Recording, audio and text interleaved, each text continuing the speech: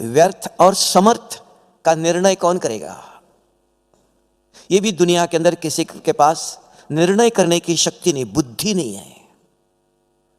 तो इस ईश्वरीय विश्वविद्यालय में स्वयं बुद्धि, दिव्य बुद्धिदाता स्वयं निराकार ज्ञान का सागर आकर बुद्धि का ज्ञान देता है, क्योंकि बुद्धि के अंदर समझ है। जैसे हंस का उदाहरण देते हैं, हंस को एक पता है ये कंकर है, ये मोती है, उसके अंदर वो ताकत है। ऐसे मनुष्य आत्मा के अंदर जो बुद्धि का काम है, जो दुनिया में आज तक कहीं भी बुद्धि का ज्ञान नहीं दिया है। मन एकाग्र करो, तो मन किया, लेकिन बुद्धि कहां जाएंगी? बुद्धि के अंदर बहुत जन्मों के पुरानी सारी बातें याद है। इसलिए आप योग में बैठते हो, मुरली सुनते हो, सेवा करते हो, तो भी देखना व्यर्थ विकल्प चलते हैं। तब आप कहते हैं एकाग्र नहीं हो रहा है। दुनिया में भी साधु संत जप करते हैं, माला स्मरण करते हैं, लेकिन बुद्धि तो खाली है। तो हमारे पास दो मुख है, एक बाह्य मुख, एक अंतर्मुख। तो मुख जो ना, बुद्धि भी सोचती है, सिर्फ मन अकेला नहीं है। सारे विश्व के अंदर कहा मन एक ही है। Focus of mind is concentration का, मन एकाग्र करो। मन एक हो गया, मन के अंदर एक काम दिया, विचार कर रहे हो आप, बुद्धि खाली है, उसको पुरानी बातें याद आती है। दीपक एक रस जलना चाहिए, उसको कौन हिला रहा है? पुरानी बातें आती है। इसके लिए आज भी बाबा ने मुरली में कहा पास्ट को याद नहीं करो। तो पास्ट को कौन याद करता है? कोई चाहते नहीं, आता है। क्योंकि किसी का भी संस्कार के ऊपर कंट्रोल नहीं है। बुद्धि के अंदर वो बल चाहिए, बुद्धि बल का, उसको साइलेंस पावर कहते हैं, उसी को योग की शक्ति कहते हैं। जितना समय आप आत्मिक, क्योंकि ईश्वरीय विश्वविद्यालय में ब्रह्मा कुमारी, इसके अंदर एक ही राजयोग है, दो नहीं है। ब्रह्मा कुमारी इसके अंदर क्या सिखाया जा रहा है? राजयोग। राजयोग क्या है? आत्मा समझ, मुझ निराकार सर्वशक्तिवान शिव बाबा को याद करो, तो उसकी शक्ति से विकर्म विनाश कर सकते हो। आज कल भी बाबा ने कहा था, अगर विकर्म विनाश नहीं किया, विनाश से पहले कैसे पता चलेगा मेरे अंदर विकर्म है? हर एक को मुखड़ा देख ले प्राणी कहते हैं, स्वप्न बताता है। जब रात को आप आंखें बंद करके सोते हो, तो बुद्धि नेत्र जागृत रहता है, कभी सोता नहीं है। तो बुद्धि रात को टीवी देखता है, अंदर जो जो भरा हुआ सब दिखाता है। अगर अभी भी काम और क्रोध के स्वप्न आते हैं, नहीं तो ऐसे मनुष्य के अंदर 4 प्रकार के स्वप्न आते हैं। 2 प्रकार के स्वप्न चलेगा, सबको आता है। ये 2 प्रकार के स्वप्न मनुष्य आत्मा को पतित बनाता है। तो अंदर पाप भरा हुआ है। तब बाबा ने कल कहा था, जितना हो सकता है, आज भी कहा, श्वासोश्वास क्या करो? याद करो। किसको याद करेंगे? क्या याद करेंगे? याद करो, इतना कहते। याद किसको करेंगे? क्या करेंगे? जिसको दर्द होता है बहुत, वो किसको याद करेगा? कंपाउंडर को याद करेगा, डॉक्टर को याद करेगा। जिसको भूख लगी वो किसको याद करेगा? उसको मां चाहिए, पिताजी को याद नहीं करेगा। तो शिव बाबा को हमको क्यों याद करना है? क्या याद करना है? शिव बाबा करते रहेंगे, वो भक्ति में करते हैं। साधु संत भी ब्रह्मांड को याद करते हैं। ओम, ब्रह्म में, ब्रह्मांड में ओम की धुनी करते हैं, ब्रह्मांड को याद करते हैं। लेकिन विकर्म विनाश नहीं होते हैं। क्यों? शिव बाबा को याद नहीं करते हैं। रावण भी किसको याद करता था? शिव को करता था। हम भी किसको करते हैं? शिव को करते हैं। दोनों में अंतर क्या है? रावण का क्या हाल हो गया? क्यों? उसके पास विधि नहीं थी, उसको विधि नहीं दिया। शिव को कैसे याद करें? शिव रुद्र है, अग्नि है। अग्नि से किसी कोई भी टकराएगा, जोड़ेगा कनेक्शन, भस्म हो जाएगा। लेकिन यहां इस ईश्वरीय विश्वविद्यालय में स्वयं निराकार सर्वशक्तिवान शिव बाबा ने आकर विधि बताया। अगर इस विधि से करते हो, ये विधि सिर्फ इस ईश्वरीय विश्वविद्यालय में स्वयं शिव बाबा आके पढ़ाता है। नहीं तो स्वामी विवेकानंद जी ने भी राजयोग सिखाया है, पतंजलि के अंदर भी राजयोग है। तो शिव बाबा आकर के कौन सा राजयोग सिखाता है? ब्रह्मा कुमारी इसके अंदर कौन सा राजयोग है? ये यहां क्या कहा बाबा ने? याद कहा, योग नहीं कहा। याद कौन करता है? मन नहीं, बुद्धि। बुद्धि को याद रहती है। जो आप ज्ञान सुनते हो तब कहते हैं ध्यान से सुनो। आज बाबा ने कहा जितने ज्ञान की धारणा करते हो और औरों को धारणा कराते हो, तो यह सच्ची सेवा है। अगर आपने ध्यान दिया हो, 2 दिन पहले अव्यक्त बाप दादा ने बहुत सुंदर एक बात बताई। ध्यान देने, कभी कभी हमारे मन में, जीवन में सेवा सेवा याद रहती है। तब बाबा ने बहुत सुंदर सेवा की परिभाषा बताया, स्पष्टीकरण दिया। सेवा वो है जिस सेवा से, किसकी भी आप सेवा करते हो, उस सेवा जिसकी किया वो आपका साथी बनना चाहिए। अगर आपका साथी नहीं बना, सेवा के द्वारा जो शक्ति जमा होना चाहिए, फल जमा होना चाहिए, वो जमा नहीं होगा। देखने वाले, सुनने वाले बहुत है, बहुत लोग देखते हैं, बहुत लोग सुनते हैं, कुछ भी जमा नहीं होगा। तो सेवा अगर किसी की किया, वो आपका बनना चाहिए। अगर आपका बन गया तो आपका भाग्य जमा हो गया। इतना ही नहीं, ये भाग्य सारे कल्प आपके साथ रहेगा। तो सेवा करते समय याद रखना, इसी को गीता में भी कहा 4 प्रकार के यज्ञ है। एक लोक संग्रह अर्थ यज्ञ है, लाखों लोगों को इकट्ठा करना है, लोक संग्रह अर्थ। और एक है धन संग्रह अर्थ, बहुत धन चाहिए, धन को इकट्ठा करना है, इतना लाख रुपया दे दो, हम यज्ञ कर रहे हैं। और एक है प्रतिष्ठा के लिए, जैसे श्री राम ने किया, अश्वमेघ यज्ञ किया प्रतिष्ठा के लिए, मैं राजा हूं, ये मेरा बॉर्डर है, प्रतिष्ठा के लिए। और एक यज्ञ है ज्ञान अर्चन करने के लिए, ज्ञान की प्राप्ति के लिए, वो मुझे प्रिय कहा। तो यहां बाबा ने कहा ज्ञान सुनाना सेवा है, लेकिन उस सेवा से फल क्या मिलेगा, कब मिलेगा? कि आप धारण करो, आप सोचो, आप चिंतन करो। उदाहरण, आज मुरली में बाबा ने बहुत सुंदर शब्द यूज किया, कभी किसी ने सोचा भी नहीं होगा आप लोगों ने। एक का सूक्ष्म ब्रह्मा में मैं आता हूं और एक ब्रह्मा यहां है। तो सूक्ष्म ब्रह्मा कौन? तो मुरली ये पढ़ाई है, तब कहा पढ़ेंगे, लिखेंगे, बनेंगे राजा। तो मुरली के अंदर बहुत सारे अच्छे अच्छे पॉइंट्स आते हैं। अगर ध्यान से सुनते हो तो आज नया क्या सुनाया, उसको अंडरलाइन करते हो, उसका चिंतन करते हो, मंथन करते हो, तो बुद्धि स्वच्छ होती है। बुद्धि के अंदर धारणा याद रहती है। सामने कोई भी मिला, उसको वर्णन करते हो बार बार, आज बाबा ने ये कहा, इसका अर्थ क्या है? ज्ञान दान क्यों बुद्धि के अंदर है। मंथन करते हो, सोचते हो ये क्या, ये कैसा, अपना विचार, जो धारणा है वो दान करते हो। और जितना दान करते हो उतना ऊंच पद मिलता है। इतना ही नहीं, बुद्धि दिव्य स्वच्छ होती है। उसको अव्यक्त बाप दादा ने कहा था 2 दिन पहले, क्लीन और क्लियर। बुद्धि कितनी स्वच्छ है। और जितना ये काम करते हो आप, मुरली के एक शब्द लेकर नया, रोज कोई ना कोई एक नया पॉइंट है। सारी मुरली ध्यान से सुनते हो, एक शब्द मिल जाता है, उसको अंडरलाइन करके उसका मंथन करते हो, याद रखते हो। यहां से नाश्ते पर जाते जाते चिंतन करते हो, ये बाबा ने क्या कहा। ये पढ़ाई है, पढ़ने के लिए आए, सुनने के लिए नहीं।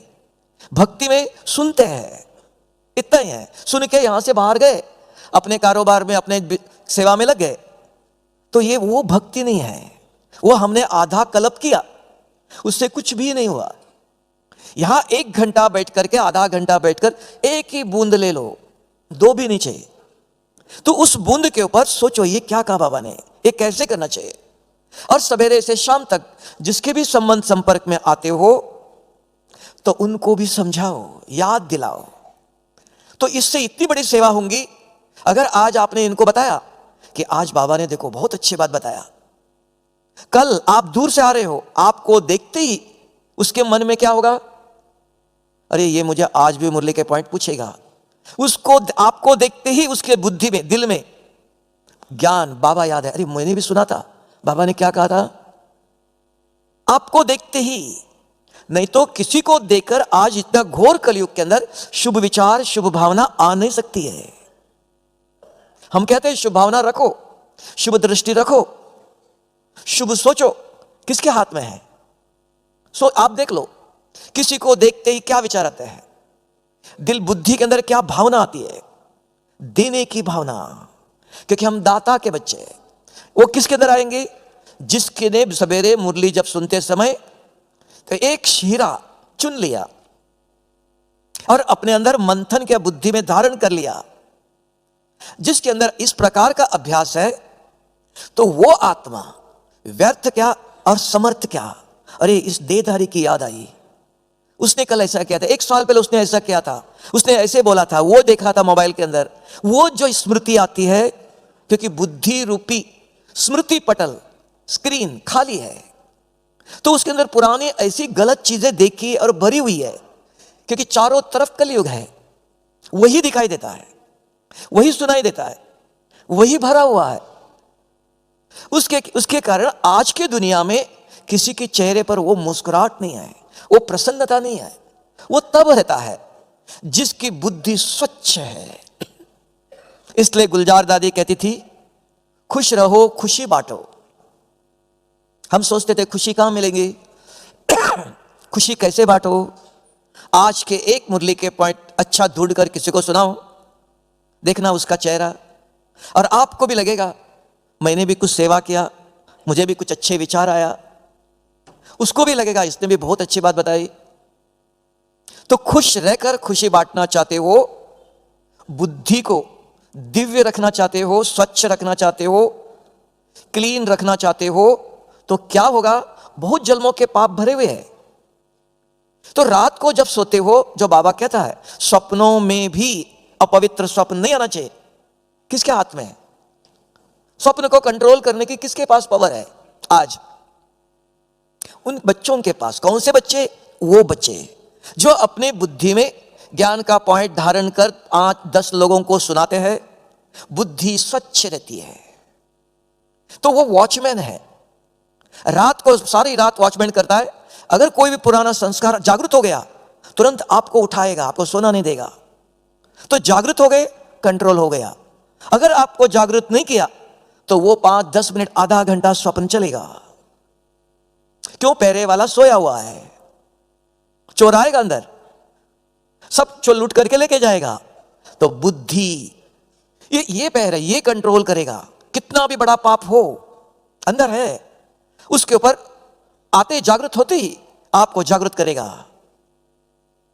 चलना नहीं देगा। कौन? किसके? सबके लिए नहीं, जिसकी बुद्धि दिव्य स्वच्छ। कैसे होंगी? सवेरे एक मुरली के पॉइंट, हर एक चीज की बाबा विधि बताता है, ये करो, ये करो, ये करो नहीं। बच्चे ये करने के लिए ये करो, ये प्राप्ति चाहते हो, तब का भाग्य विधाता हो। सिर्फ आपको ये नहीं कहता बुरे स्वप्न नहीं आना चाहिए। कौन चाहता है? चाहते हो कोई बुरे स्वप्न करना आना चाहते हो? तो क्या करे? तो ये चिंता का विषय। बाबा उसके बाद विधि बताता है, निवारण देता है। अगर ऐसी अवस्था चाहिए तो सारे दिन में बुद्धि को स्वच्छ रखो। बुद्धि के अंदर धारणा होती है, अपने आप नहीं होती है। जब मुरली सुनी, एक ही शब्द जो आपको अच्छा लगा वो नोट करो। यहां से बाहर जाते ही आपके मुख से सुनाओ, सिर्फ अपने तक नहीं रखना, अपने आप को भी पढ़ाओ, अपने अंदर उसका मंथन करो, इसका अर्थ क्या है, ये क्या है, ये कैसे करना चाहिए। दूसरे से शेयर करो, दूसरों को भी सुनाओ। तो बुद्धि के अंदर धारणा होती है, अपने आप नहीं होती है। तो वो बुद्धि दिव्य है।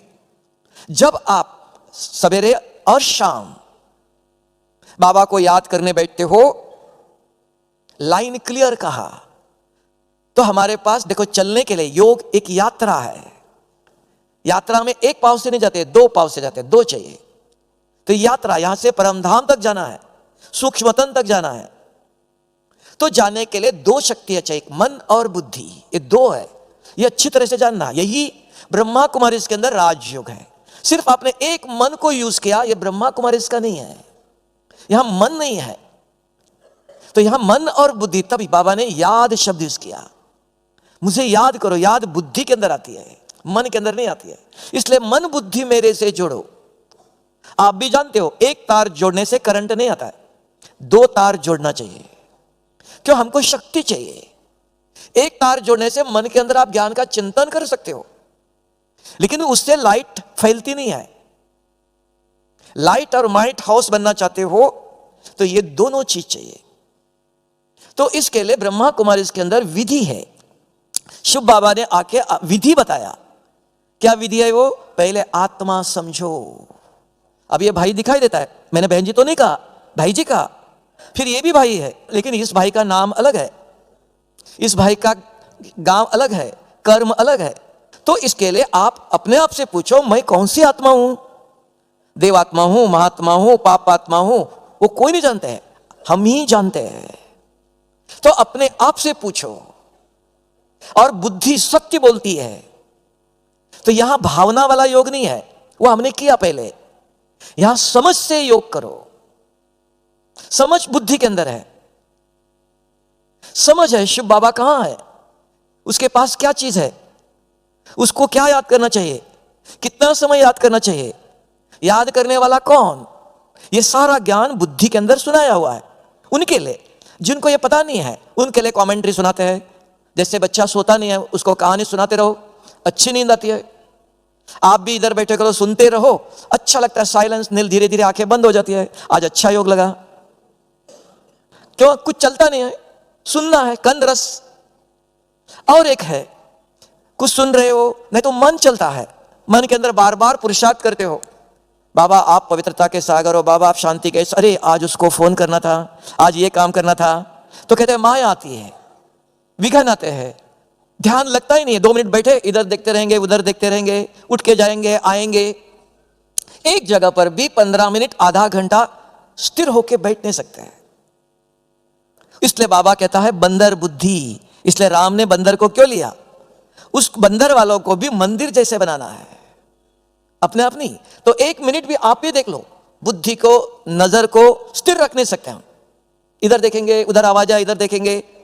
तब का अस्तित्व प्रज्ञ का, जो अपने इंद्रियों पर 5 मिनट, आंखों पर, हाथ पांव पर 5-10 मिनट जीत नहीं कर सकता है, प्राप्त कर सकता है, बाकी मन बुद्धि को कैसे जीतेगा? मन जीत जगत जीत का, वो तो सूक्ष्म है, स्थूल। अगर अपने स्थूल इंद्रियों पर, शरीर पर हमारा 15 मिनट एक आसन पर, एक जगह पर अगर बैठ नहीं सकते हैं, तो साधना क्या करेंगे हम? सहज है। क्यों? कि कौन करेगा? तो विधि, कोई तकलीफ नहीं, आपको कुछ नहीं करना है। तब बाबा ने कहा मन और बुद्धि को आप चलाओ, जो बाबा ने विधि दिया। अगर नहीं चलाते हो, मन बुद्धि आपको चलाएगा। कभी इधर, कभी उधर, इधर के विचार आएंगे, कभी उधर के विचार आएंगे, कभी और कुछ आएंगे, आते रहेंगे। अंदर भरा हुआ है, किसी का खाली नहीं है। 1 मिनट भी, सेकंड भी खाली नहीं रह सकते हो। तब खास आज बाबा ने कहा श्वासोश्वास। माना ये श्वास नहीं है, ये भक्ति का शब्द है। यहां हर संकल्प, मन में संकल्प उठते ही उसके अंदर याद हो, बुद्धि के अंदर कुछ विचार आते ही उसके अंदर शिव बाबा की याद हो। ये कैसे होगा? कभी सोचा? आज सारा दिन आप खाली थे, हाथों से कुछ काम कर सेवा करते होंगे, बुद्धि, मन बुद्धि तो खाली है। किसी के अंदर ज्ञान का चिंतन चलता है? पूछ लो, नहीं। इधर उधर की बातें, खाली समय मिला मोबाइल में देखो। हाँ, मोबाइल कुछ नहीं देगा, और भी आपसे पैसा लेके जाता है। कितना इंटरनेट चलता है, कुछ देता नहीं है, और भी मन बुद्धि को अपवित्र करता है, गलत चीजें लाके भरता है। इसका मतलब मोबाइल यूज नहीं करो, नहीं करो, फोन करने के लिए रखो, समय पर यूज करो। ये मर्यादा। खाना कब खाते हो? कहीं भी चलते फिरते खाते हो? नहीं, खाने का टेबल है। कहीं भी चलते फिरते स्नान करते हो? स्नान करने का जगह है। समय पर मोबाइल रखो, फोन करो, करो जरूर, लेकिन समय। सारा दिन नहीं, चलते फिरते भी जरूरत नहीं है। इतना कोई बहुत बड़े बिजी नहीं है, बहुत मैसेज आता है, बहुत बड़े डॉक्टर हो जो कोई मर जाएगा, ऐसा तो नहीं है कुछ। ये किसके लिए? दुनिया वालों को नहीं, ये बाबा के बच्चों के लिए। ये बाबा मर्यादा कहता है। कल का मर्यादा पुरुषोत्तम, मर्यादा सत्युग में नहीं आएंगी, त्रेता युग में नहीं है, वहां नहीं चाहिए। ये आज अगर हम अपने जीवन में धारण करते हैं, तो ये मर्यादा गायन के रूप में वहां उसके नाम से किया। यही आत्मा यहां मर्यादा पूर्वक जो चलता है, ये उसकी धारणा वहां गायन के रूप में लिखा हुआ है। जब अभद्र व्यक्ति से संवाद व संबंध निभाना आवश्यक हो, तब मौन नहीं बल्कि व्यवहार कुशलता काम आती है। यह देखा गया है कि एक व्यवहार कुशल व्यक्ति कैसे भी बदमिजाज व्यक्ति का सामना करते हुए उसे शालीनता की सीमा में रहने को विवश कर देता है।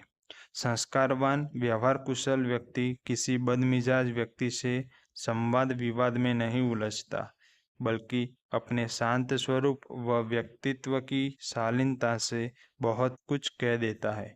इसीलिए कहा जाता है, व्यवहार अगर अच्छा है तो जुबान ही मंदिर है, आहार अगर अच्छा है तो तन ही मंदिर है, संबंध संपर्क अगर अच्छा है तो संग ही मंदिर है, विचार अगर अच्छे हैं तो मन ही मंदिर है।